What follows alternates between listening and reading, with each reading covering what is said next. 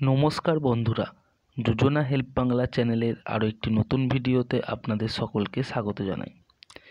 রাজ্য সরকারি কর্মীদের জন্য রয়েছে বিরাট সুখবর।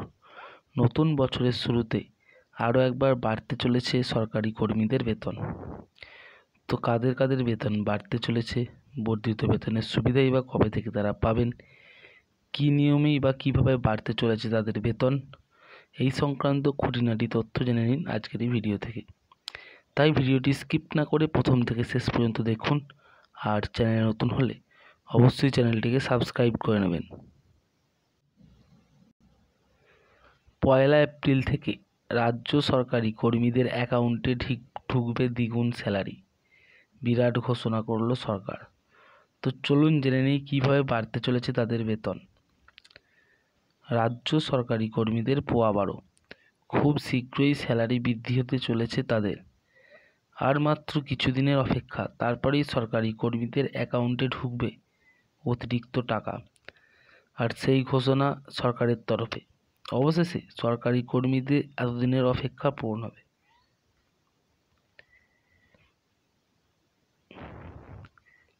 রাজ্য সরকারি কর্মীদের জন্য মাঝে মধ্যেই নানান ধরনের ঘোষণা করে থাকে সরকার। কখনো ডিএ, অন্যান্য সুযোগ সুবিধা বৃদ্ধি করা হয়, আবার কখনো সরকারি কর্মীদের জন্য জারি করা হয় নতুন নিয়ম। এমনিতেই পশ্চিমবঙ্গের সরকারি কর্মীরা দীর্ঘদিন ধরে মহার্ঘ ভাতা বৃদ্ধির জন্য দাবি তুলে আসছেন, যদিও রাজ্য সরকার তার পরিপ্রেক্ষিতে নতুন কোনো জবাব দেয়নি। তবে এবার রাজ্য সরকারি কর্মীদের জন্য বেতন বৃদ্ধির সিদ্ধান্ত নেওয়া হলো। এখন চলছে ফেব্রুয়ারি মাস, এপ্রিল মাসের মধ্যে সরকারি কর্মীদের বেতন দ্বিগুণ হতে চলেছে। সম্প্রতি একটি খবর সামনে আসছে যে রাজ্য সরকারি কর্মীদের বেতন দ্বিগুণ হওয়ার সম্ভাবনা রয়েছে। এ বিষয়ে কনফেডারেশনের সাধারণ সম্পাদক মলয় মুখার্জির মত, যদি কোনো রাজ্য সরকারি কর্মীর মূল বেতন 60,000 টাকা হয়, তাহলে তারা মোট কত টাকা পাবেন তা চলুন এক নজরে দেখে নিই। সরকারি কর্মীরা ডিএ পাচ্ছেন মূল বেতনের 14%, অর্থাৎ 8,400 টাকা।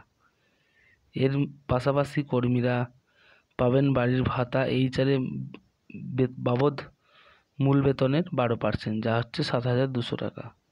আর সরকারি কর্মীরা প্রতি মাসে মোট 73,200 টাকা পান, যার হিসেব অনুসারে প্রতি বছর 8,78,400 টাকার সমান। যদি কেন্দ্রীয় সরকারি কর্মচারীদের সাথে তুলনা করা হয়, তাহলে কর্মীদের বেতন হচ্ছে অনেক বেশি। একজন কেন্দ্রীয় সরকারি কর্মীর মূল বেতন যদি 60,000 টাকা হয়, তবে তারা মহার্ঘ ভাতা হিসেবে পাচ্ছে তাদের মূল বেতনের 30%, অর্থাৎ 30,000 টাকা। এর পাশাপাশি সরকারি কর্মীরা বাড়ি ভাতা বাবদ পাচ্ছেন বেতনের 27%, অর্থাৎ 16,200 টাকা। যাতায়াত ও পরিবহন ভাতা বাবদ পাচ্ছেন 4,800 টাকা। মোট বেতন হিসেবে সরকারি কর্মীদের মোট মাসিক বেতন 1,11,000 টাকায় পৌঁছে যায়। তাই রাজ্য সরকারি কর্মীদের জন্য সুখবর কোনটি? এখন রাজ্য সরকারি কর্মচারীদের জন্য সবচেয়ে বড় খবর হলো, সম্প্রতি প্রকাশিত কেন্দ্রীয় বাজেটে ঘোষিত হয়েছে নতুন আয়কর কাঠামো। বর্তমানে 60,000 টাকা মূল বেতন পাওয়া কেন্দ্রীয় সরকারি কর্মীরা 12 লক্ষ টাকার বেশি যদি বার্ষিক আয় করে থাকেন, তাহলে তার উপর কর দিতে হবে, অর্থাৎ তিনি কর দেবেন। এবার রাজ্য সরকারি কর্মীরা সেই পরিমাণে কাছাকাছি পৌঁছাতে পারেনি। এখন রাজ্যের সরকারি কর্মীদের বার্ষিক আয় তুলনামূলকভাবে অনেকটাই কম, প্রায় 8,78,400 টাকা। আর রাজ্য সরকারি কর্মীদের আয় দিতে হয় 1,28,000 টাকারও বেশি আয়ের ক্ষেত্রে। যেহেতু নতুন আয়কর কাঠামো প্রবর্তিত হয়েছে, সেহেতু আশা করা যাচ্ছে 1 এপ্রিল থেকে কর্মীদের আর আয়কর দিতে হবে না, অর্থাৎ সরকারি কর্মীরা নিঃসন্দেহে উপকৃত হবেন।